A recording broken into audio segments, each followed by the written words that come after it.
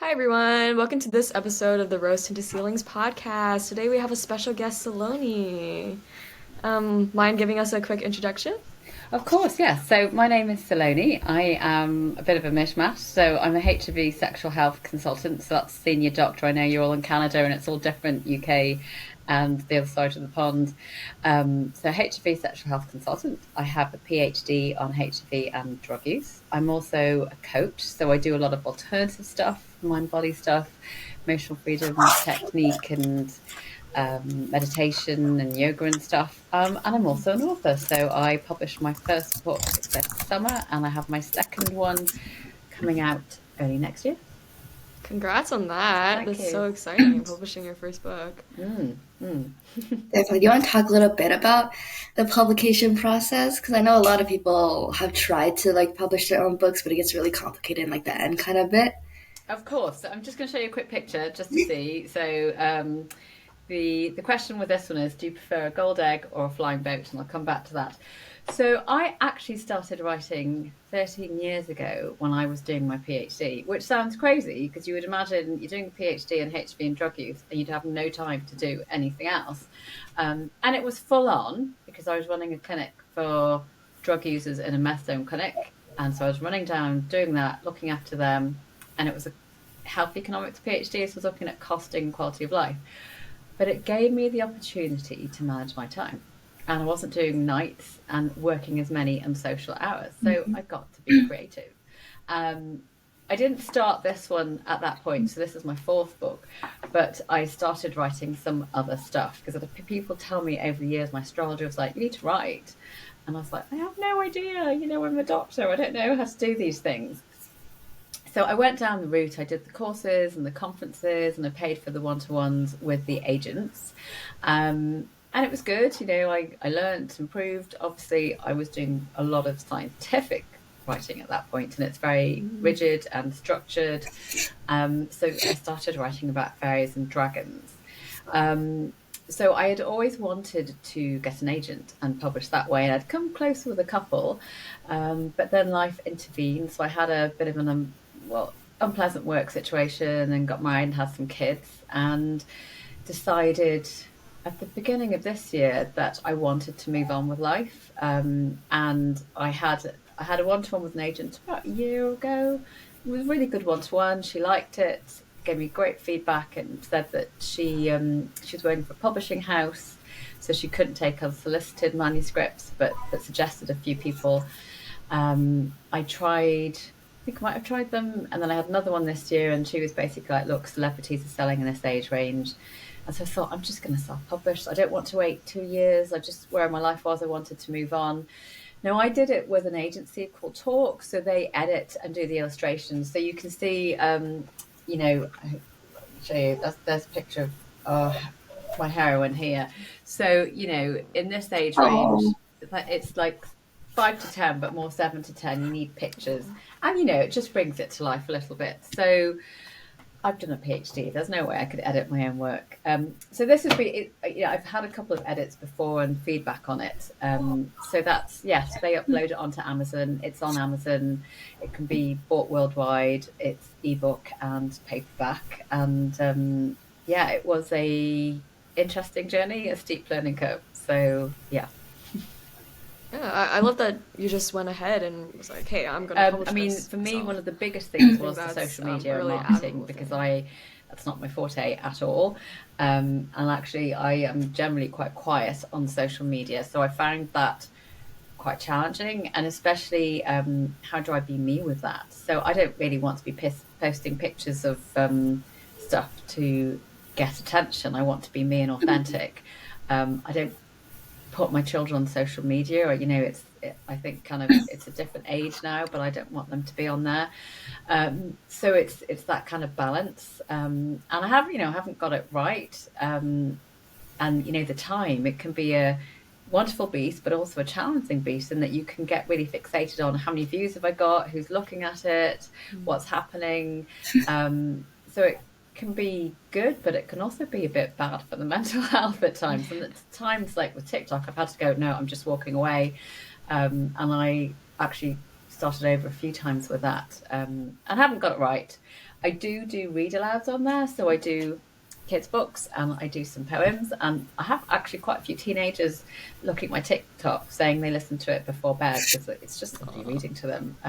Some of them are younger stories, but it's a way for me to be present and share, and hopefully give something. Sometimes there's something in hearing people's voices, and having somebody talk to you, and we all have an energy signature, and to support other authors as well. And I looked after a lot of poverty, so I looked after people who had come from very rough backgrounds, probably didn't have parents who read to them, and couldn't read and write. So for me, it's quite important to do that. So that's been one of my focuses with the social media, obviously, to try and get people to have a look at my book.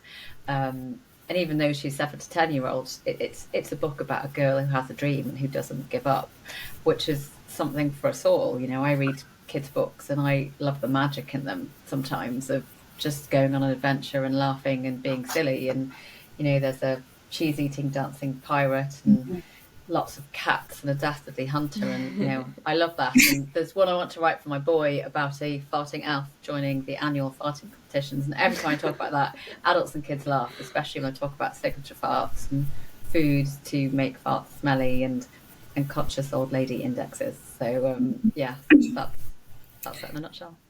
I think it makes a lot of sense that a lot of your viewers on TikTok are teenagers listening to these storybooks. Because I think a lot of time people don't realize that teenagers are like still kids. At heart, most of them still do want to like hear these little children's stories. They still want to get read to at bed. And like you said, a lot of people didn't get that experience when they're younger. And some of them are like, there's like this stigma behind going back to that kind of childhood kind of magic and like experiencing this kind of stuff. But I think it's really good that you're kind of pushing that a little bit more. Thank you. It's wonderful to hear. I mean, it's the same for me. I just want the magic in life. I think that's what we do. And that's, I have a second book coming out, which is a fairy book. So that's middle grade. Now that's older and it's darker. And it's a book about a forbidden friendship between a fairy and a human girl when the fairy forest is at threat. And so wings are at risk. And it's really a book about having your wings clipped and how it happens to us all in our lives. And often by people we love. And how do we get that back? And, how do we move on and forgive? Which has happened to me and has taken me a very long time to get those wings back, or, my power, wherever, whatever you perceive that to be. And so many of us. So, they're fun magic books that I write that are imbued with magic, but, they have big themes, because I'm used to talking about big themes with the job that I did. I literally heard it all, looking after the patients that I did. And, it was a wonderful job. But, there were some things that made me sad about it. So I am going to touch on that. So I wanted a strong female role model, but I wanted one for my son as well as my daughter. I didn't just want it to be, we see women that are made up and on the go all the time, or, super sporty. And I just wanted it to be a normal girl who was a little bit bookish, a little bit shy, maybe not super popular, who likes reading books and who solves puzzles to get away from her annoying little brother. But for me, that's important for my son too, to see, that, it's not just girls or women being on the go made up all the time, or, super sporty or whatever, that we can be whoever we want. And where am I leading with this? So obviously I'm a HIV sexual health doctor. I used to get really sad about some of the stories that I heard, especially when I have girls coming into me saying, look, my lips are too big, can you cut them? Or, those perceptions of, young lads would come in thinking that all women didn't have pubic hair because they just watched porn. And it just used to make me really sad, as to, it just felt so superficial, as opposed to, sex being something about, obviously it's about pleasure, but it's also about a connection with somebody, hopefully somebody that you care about, and it not being this thing that's just not given away but used lightly. Because I know we've all been there. It's been things in kind of culture of being sexually active and promiscuous, and what does that mean? But you know, it used to make me really sad that so many girls didn't value themselves as much as they should, because I saw these beautiful girls coming in talking to me and saying, you know, my lips are too big. And I'd just be like, they're not, they're perfect. We're all different and we're all perfect as we are.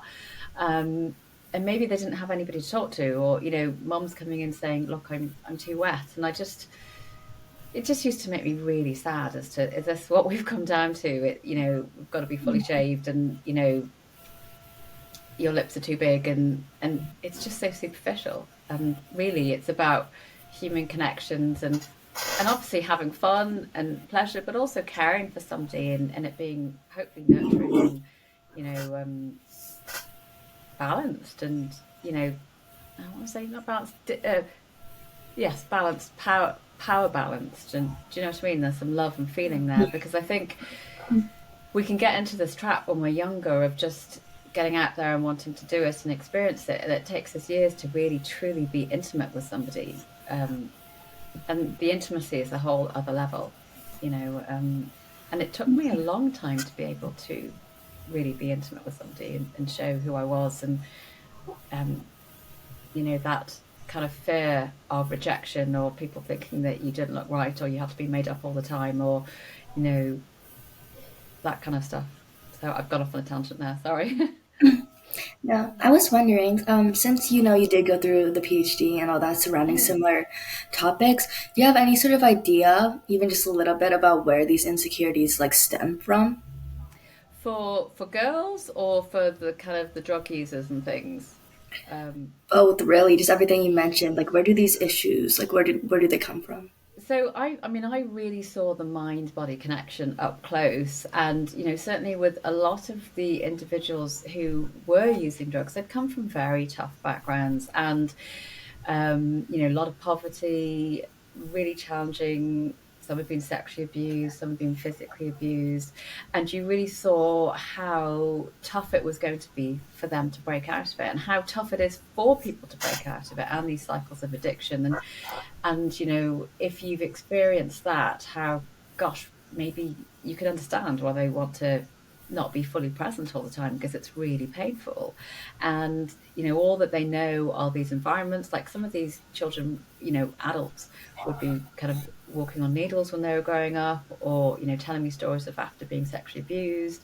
And they were in a lot of pain. Now, obviously, that doesn't excuse their behavior to others, but, you know, their chances of breaking away from that and getting freedom from that were nigh on impossible. You know, they were living in the same areas, they didn't have the coping techniques, they didn't have the support, because a lot of the healthcare systems are, you know, whilst where I worked, it was more holistic. It didn't really deal with the root cause of things, and so, you know, it's that miracle to get out of it, really, for a lot of those.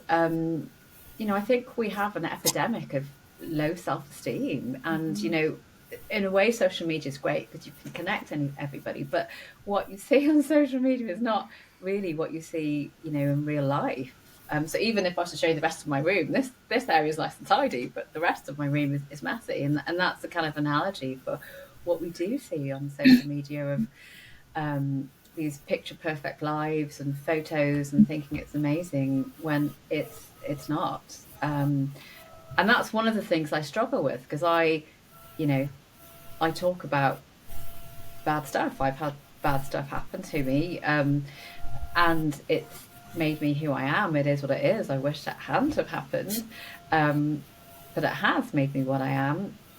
And, you know, it's who I am, and I don't want to brush over things.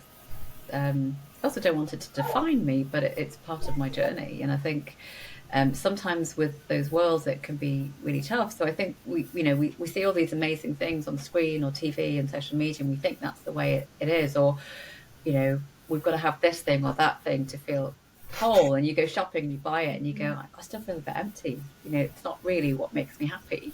Yeah.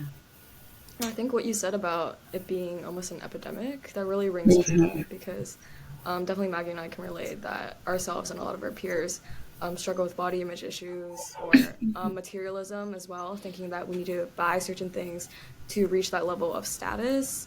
or to reach that level of looks, whatever it is. So I was wondering if you had any advice for if people who are struggling with body image or people who have peers who are struggling with body image, how can we all support each other in that way?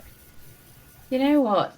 I think it's we need to be there for each other. So I was thinking about this in the toilet. I was getting ready, and I was like, I spent so many years of my life thinking I was not good enough, and my tummy was too big, and that was too big, and actually my body was great. And it was fostered by family members and this, that, and the other, and seeing stuff on screen. But my body was great, and I'm great as I am. And I think um, we need to just support each other and cheer each other on and go, you're amazing as you are. And you're not defined by how you look. I still love you and you were still amazing. Um, and I realise now I've got my own children, how I speak to them is so important, and probably how I was spoken to as a child and how I can see my husband was spoken to as a child was probably less optimal, and there was so little of it that was inspiring and saying that you're amazing and you can do it. Hence why I started writing kids books about reaching for your dreams and not giving up. And if your wings are clipped, you can get them back, and you don't have to let people take your wings. And those things, they're just external. They don't define who you are. They don't make you who you are, and they don't make you happy. Like going to that and buying that dress that you think is going to make you happy, and coming home and going, I still feel sad and I still feel lonely. What I want is connection and people to get me, and it comes from inside. So I also do the coaching, and just the looking in the mirror, if you can. Mirror work is such a powerful tool, and saying, I love you, and I'm amazing, or you are amazing.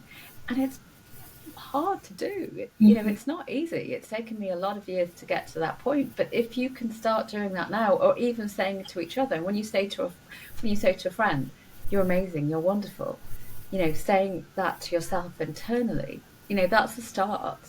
Um, because that's what we need to be doing. That's what we need to be teaching our children. So when I put my kids to bed, I say, I'm lucky to be your mummy, and you're amazing and wonderful, and you can do anything. But I didn't get that when I was growing up.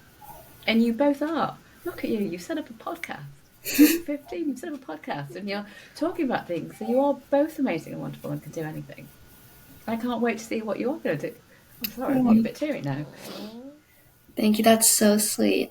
I had another question, more related to you talking about how you would treat people, like help people who are suffering from substance abuse. Me and Isabella are both from Vancouver. You probably know from that side that there's a pretty big issue, especially here, around here, just in the city, even in the suburbs. There's a big substance abuse issue. And sometimes it can feel a bit helpless for those of us who are just watching, our people in our community, our peers, just regular people who we interact with every day suffer from that. So are there any steps that we can take to kind of help out? I think it's having honest conversations with people. I think we often don't have honest conversations, and going, what's really going on. So I used to do that when patients came into me and they'd give me all the stuff, and sometimes I just sit back and go, what's going on? Or just saying to that person, are you okay? Are you struggling? Do you need to talk? Honesty is the first step in giving somebody that space. Now, they may say no and go running out, but I think the more we do that and go, what's really going on? Are you all right? Do you need help? Do you need to talk to somebody? So people don't feel like they're alone. I think that's the most powerful thing, because when you're alone, it's the scariest place in the world. And I used to have patients just come into me and talk. I've had people tell me about murdering somebody, or people come to an evening clinic and they went to the other clinic because they wanted to come and talk to me. And sometimes people just want to talk and they're lonely, and they're scared. So that's such an incredible thing. The other modality, and I should have talked about this when we were talking about body image, is emotional freedom technique tapping, that I do a lot with clients. And the beauty of that is it's free and you can do it yourself. And even if people are really, I've had patients come in and fight or flight, full on panic attack, and just got them to sit and tap on the collarbones or under the chin. You're tapping on acupressure points, and that can just bring the fight or flight down. Or breathing, getting people to breathe and getting them back into their body so they can be present. and are able to talk about things. Also, if it's challenging, like it's scary. Open yourself up to being vulnerable, or asking somebody if they're all right, and what might happen or what might not happen, what they might come out with. So those are things that you can use to help you, with them and yourselves, that are really good tools for life, that I wish I had when I was younger. Thank you so much for that answer. I think a lot of that is actually applicable. I had no idea that the tapping thing was like, I've never heard of that ever. And I don't know why I It's haven't, because it seems like such a practical, easy thing to do, but just never heard of it. it's incredible. So there'll be loads of videos on YouTube, and funnily enough, I've been working on forgiveness the last few days, and I was like, I've got two TikTok channels. I've got one for read alouds, kind of book related stuff, and I probably will. I've got another one that I've done nothing with, but it'll probably be more healing coaching. And I was like, look, I need to put some tapping videos in for forgiveness. It's free. That's the beauty of it. You can just do it yourself. Okay, there's a way to do it, but just do it. Voicing things, getting it out, gets it out. It's not sitting inside you. And sometimes if it's too much, just tap on the collarbone, just tap on one place. So if people are talking to me and they're really stressed, that's what I get them to do. It just brings it down. It works on the acupressure points to bring down the fight or flight and to clear some of it. And it's free, it's cheap, it's quick. It's wonderful. Yeah, I think we'll definitely be looking that up and trying it out. Do. Definitely. And I'm glad that you're out here sharing this kind of stuff with us. I'm not sure why talking about substance abuse, talking about sexual assault and things is still very stigmatized, in my opinion, in our culture, in our society. That's why a lot of these tips and tricks that could really change someone's life, I feel like kind of like hidden away. They're kind of covered because people are like, oh, we can't talk about that. It's like taboo and stuff. So I'm really glad you're actually giving it kind of a platform. Oh, my pleasure. I mean, um, I understand. Like it can be challenging when you've got somebody that's really chaotic and overstepping the boundary. But most, hurt people hurt other people, and of course, you've got to be bounded and not let yourself get hurt. But um, I think it's just so powerful asking if somebody's all right and giving them that space. Because if that was you in that position, that's probably what you'd want, isn't it? And Mm-hmm. there'll be some people who won't be able to accept that and will push it away, and that's okay. But I think as long as you can look back and go, I tried, and if that was me, would I want somebody else to do the same? Then that's really wonderful. I mean, so many people I've looked after have been raped and sexually assaulted, and it causes so much, understandably trauma and sadness and grief, because it's basically like power imbalances, isn't it? I Mm-hmm. mean, the sexual abuse, it causes so much morbidity and mortality, and it's incredibly challenging to move on from, because you for a lot of them, they're children, and things that were done were unspeakable. I'm not saying that rape isn't, but it's they are tough things to talk about, but they're there, and us not talking about it isn't going to make them go away. Mm-hmm. Um, you know, so yeah, that's anyway. That's my feeling about it. For sure. My teacher has this quote in his classroom. It just reads like the first step to like you can't tackle racism if you don't talk about racism. Would you say that kind of applies here too, where it's like the first step to actually solving this is to make sure that conversation is easier? Absolutely. I mean, I think that's about everything. It's opening the pathway, it's letting things out, it's people speaking, it's people having a voice. It gives you that understanding. You can stand back and look at that chaotic person who's in substance misuse, but you know, like if that was me, I would probably want to zone out too and not be fully present if I had experienced, sexual abuse and some of the stuff that they've gone through. And there are plenty of people who have gone through that and don't, but I totally understand. So when I hear people say, well, they should sort themselves out and this, that, and the other, I think it's very easy to judge when it's not you in that position. Um, you know, but absolutely, conversation and dialogue is the first step of openness and getting things out there, and and hopefully moving things on, which is what we want, is to support people to move forward with their lives. So it all really just comes down to having empathy for people. Yes. Yes, but boundaries as well, because you don't want people to take advantage. But yes, yes, and for yourself too. Boundaries to know when to pull back. But yes, Thank you so much for having this open conversation with us today. I really, really appreciate it. my absolute pleasure. Is there anything else you'd like to talk about? I still need to process all of that that you just shared. Sorry. That was a lot. Just at the end of this, do you have anything you'd want to, well, a last opportunity for you to shout out all the things you already have, anything you want to promote? Well, I've shown you my book. It is Mhm. available on Amazon as a paperback and ebook and on Kindle Unlimited. And I know you're all older, but it's a book about a girl who has a dream, Mhm. and it's really, my books are funny, but they're also imbued with magic. And this one is imbued with dreaming and don't give up. And there's flying boats and gold eggs.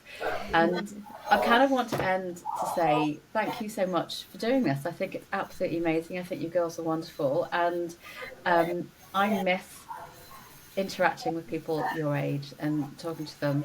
And so it's been really lovely for me. And you're both wonderful and amazing. And to everyone listening to this, you are all wonderful, amazing. Reach for your dreams. Don't give up. It may be challenging. Be you, because you're amazing as you are. Don't think you need to change to get somebody to love you. You are all perfect and amazing. Thank you so much for coming So on. sweet. We appreciate it a lot. My pleasure. Everyone check out Flora Investigates on Amazon. We'll link it everywhere.